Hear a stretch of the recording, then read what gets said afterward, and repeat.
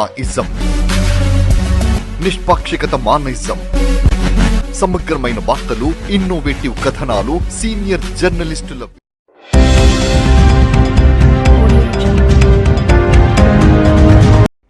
ఈ నెల 26వ తేదీ నుండి మే 10వ తేదీ వరకు జరగనున్న శ్రీ భద్రకాళి అమ్మవారి శాకాంబరి నవరాత్రి మహోత్సవాలకు అన్ని ఏర్పాట్లు చేశామని ఆలయ చైర్మన్ డాక్టర్ శివసుబ్రహ్మణ్యం తెలిపారు.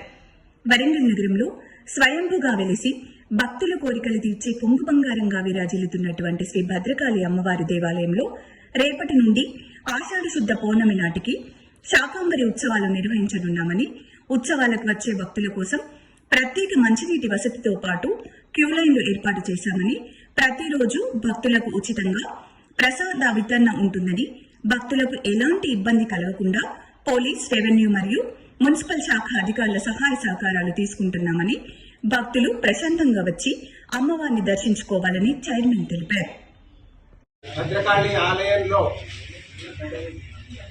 ప్రతి నిత్యం జరిగే ఈ ఉత్సవాలలో ఒక ముఖ్యమైన ఉత్సవం ఈ శాకంబరి ఉత్సవం.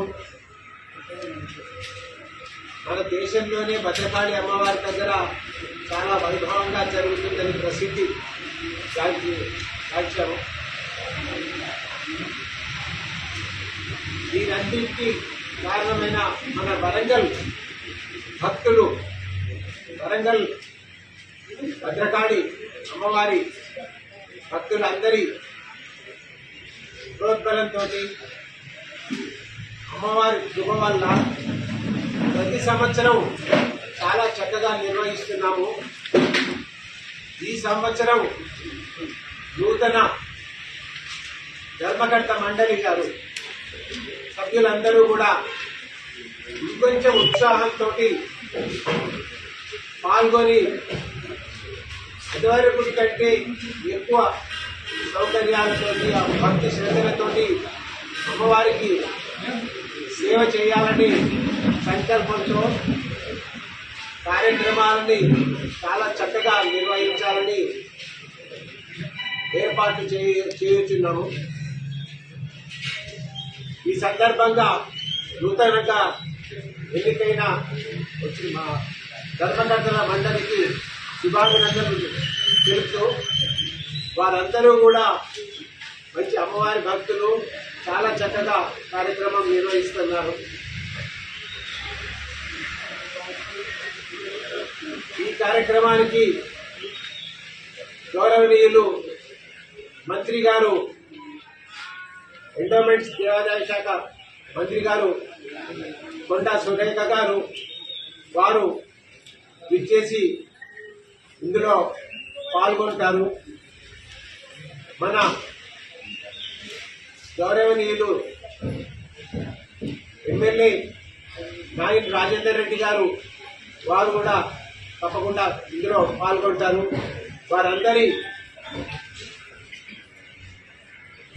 కృషితోటి ఈ సంవత్సరం చక్కగా నిర్వహించడానికి అన్ని ఏర్పాట్లు మా దేవాదాయ శాఖ అసిస్టెంట్ కమిషనర్ భారతీ మేడం గారు రాత్రి పగలు కష్టపడి ఏర్పాట్లన్నీ కూడా చూస్తున్నారు.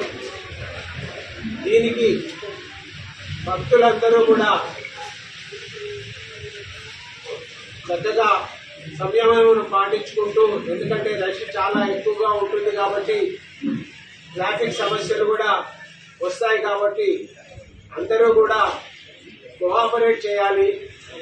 వాళ్ళ వెహికల్స్ పార్కింగ్ విషయంలో కానీ, క్యూ లైన్లు పాటించే విషయంలో కానీ, దర్శనం అప్పుడు తొక్కిసలాట లేకుండా కూడా భక్తులందరూ కూడా కోఆపరేట్ చేయాలి.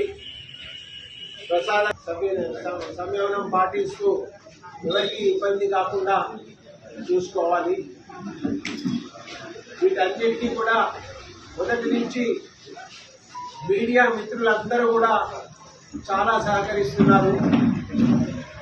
మన దేశంలో మన దేవాలయం ఇంత